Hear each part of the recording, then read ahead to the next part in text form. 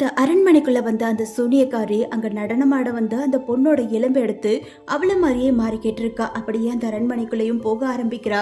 அப்பதான் அங்கிருந்த கண்ணாடியில பாக்குறா, அவளோட உண்மையான முகம் தெரிய ஆரம்பிக்குது. உடனே அங்கிருந்த துணிகளை எல்லாம் எடுத்து அந்த கண்ணாடிகளை மூட ஆரம்பிக்கிறா. அங்க வேலை செஞ்சுக்கிட்டு இருந்த ஒரு பொண்ணும் அந்த கண்ணாடி வழியா அவளை பார்த்த உடனேயே அவளை சூனியக்காரன்னு கண்டுபிடிச்சிடுறா. உடனே அந்த சூனியக்காரி அவளோட இளமையை எடுத்துட்டு அங்கிருந்து அந்த அரண்மனைக்குள்ள போக ஆரம்பிக்கிறா. அங்கிருந்த ராஜாவும் மந்திரிகளும் அவளை அப்படியே வியப்போட பாக்குறாங்க. ஏன்னா அவ அவ்வளோ அழகா இருக்கா. உடனே அவளும் அங்க பாட்டு பாடி நடனம் ஆட ஆரம்பிக்கிறா.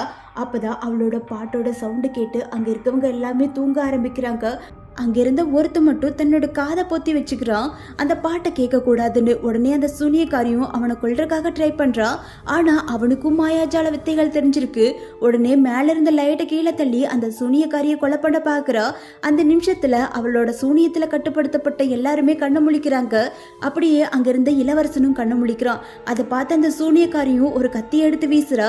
அதுக்குள்ளேன்னு இவனும் அவனோட மாயாஜால வித்தையை பயன்படுத்தி அந்த இளவரசனையும் காப்பாத்துறான். அப்படியே இந்த சூனியக்காரியும் கொன்னுடுறான்.